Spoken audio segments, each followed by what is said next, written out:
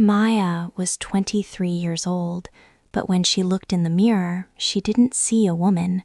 She saw a young girl. She was very thin, very short, and had a very small frame. At 1.50 meters and 42 kilograms, she looked like she was 14.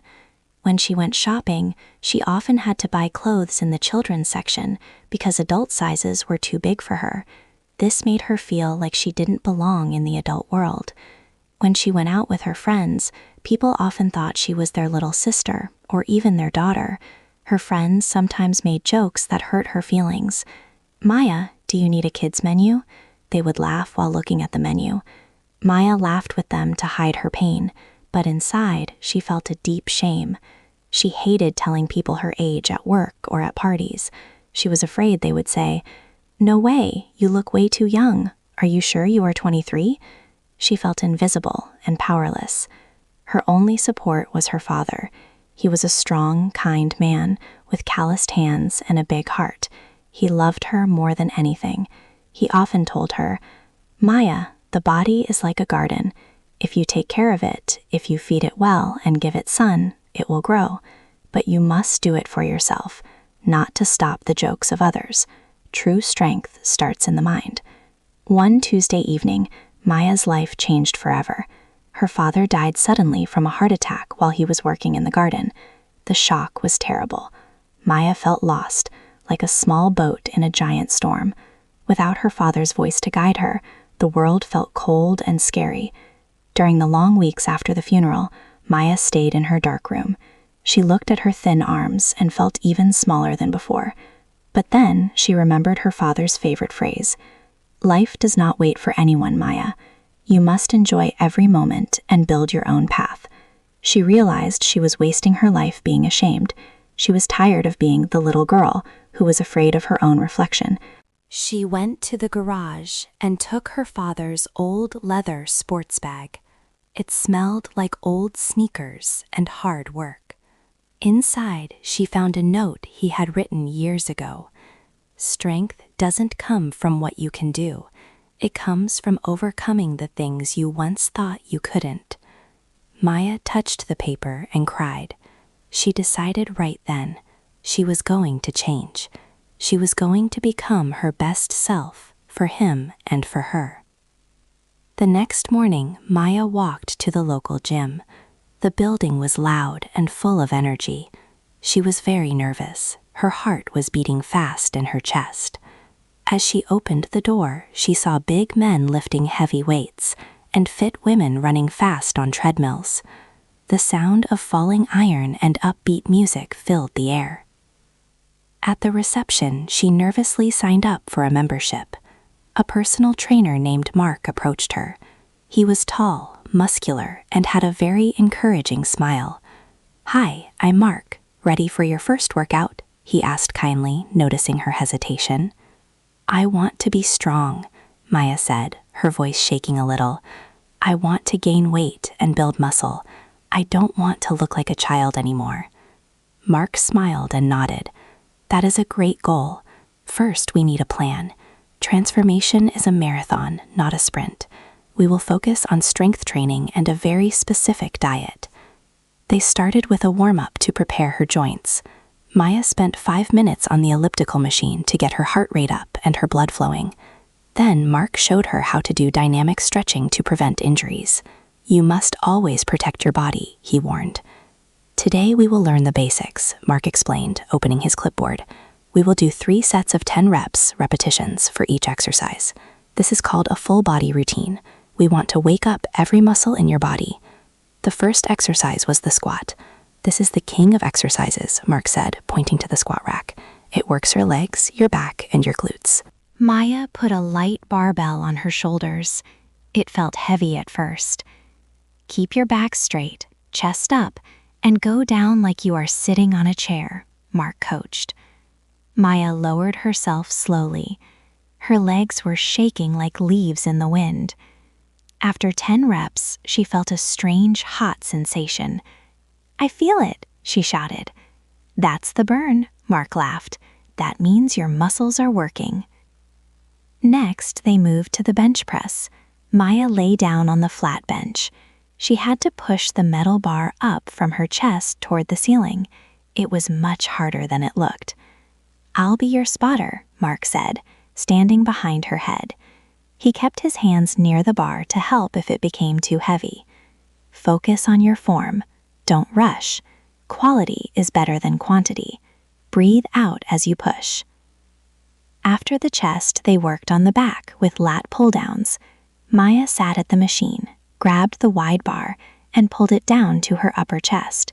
She could feel her upper body and her shoulders working together. She liked the feeling of pulling the weight. "Now let's do some dumbbells," Mark suggested. He took 2 small 2-kilogram weights from the Mac. "We will do bicep curls." Maya held the weights and lifted them toward their shoulders. She looked at herself in the mirror. She didn't look strong yet, but she felt like a warrior in training. To finish the session, they did core exercises. Maya had to do a plank for 30 seconds. Her stomach muscles were screaming and her body was trembling, but she stared at the floor and didn't stop until Mark said, "Time." "Training is only 30% of the work," Mark told her as she wiped her sweat with a towel. "The rest is nutrition, hydration, and recovery." He explained that her body was like a construction site. To build a house, you need bricks. To gain 10 kilograms, Maya, you need a caloric surplus. You need to eat more than you burn. You must eat more protein like chicken, fish, eggs, and Greek yogurt to repair the tiny tears in your muscles. You also need carbohydrates like rice and oats for energy, and healthy fats like avocado. Maya started drinking a protein shake with bananas and peanut butter after every workout. She stopped skipping breakfast and began eating 5 nutritious meals a day. She tracked every meal and every weight she lifted in a small notebook. The first 2 weeks were very difficult. She suffered from DOMS, delayed onset muscle soreness. Every part of her body ached. Even moving her arms to brush her hair was painful. She wanted to quit and go back to her bed, but then she remembered her father's face and his strong hands. She refused to give up. She went back to the gym 3 times a week, rain or shine. As the weeks passed, Maya became more confident. She stopped looking at the floor and started looking at the other athletes. She followed her split routine strictly. Monday, legs and glutes, the hardest day. Wednesday, push day, chest, shoulders, and triceps. Friday, pull day, back and biceps. She learned many new movements. She loved the deadlift, where she lifted a heavy barbell from the floor to her hips. It made her feel powerful and grounded. She used the leg press machine to push heavy plates with her feet, building strong, solid thighs. She practiced lunges across the gym floor, holding dumbbells in each hand. 1 month later, Maya stepped on the scale at the gym. She held her breath. She had gained 4 kilograms. When she tried on her old jeans, they felt a bit tighter around her legs. Her child body was slowly disappearing. Her shoulders were becoming wider, and her posture was much better. She started lifting heavier weights every session. She increased the resistance by adding small plates to the bar every week. This is called progressive overload, and it is the secret to growth. Maya wasn't the small girl anymore. She was a lifter. By the end of the 2nd month, the change was incredible. Maya had gained exactly 10 kilograms. It wasn't fat. It was 10 kilograms of healthy, functional muscle. Her face looked fuller and more mature. She walked with her head held high. She didn't look like a 14-year-old girl anymore. She looked like a strong, healthy 23-year-old woman. One sunny Saturday, Maya went to a trendy cafe to meet her old friends. She hadn't seen them since she started her journey. She chose to wear a fitted dress that showed her new athletic shape and her toned arms. When she walked into the cafe, her friends were already sitting at a table. They didn't recognize her at first. They looked at the door, then back at their phones, then back at her. "Maya, is that really you?" Sarah asked, her mouth literally open in shock. "You look amazing. You look so healthy, so strong, so grown up." "Thank you," Maya said, her voice filled with a new kind of quiet confidence. She didn't feel the need to hide.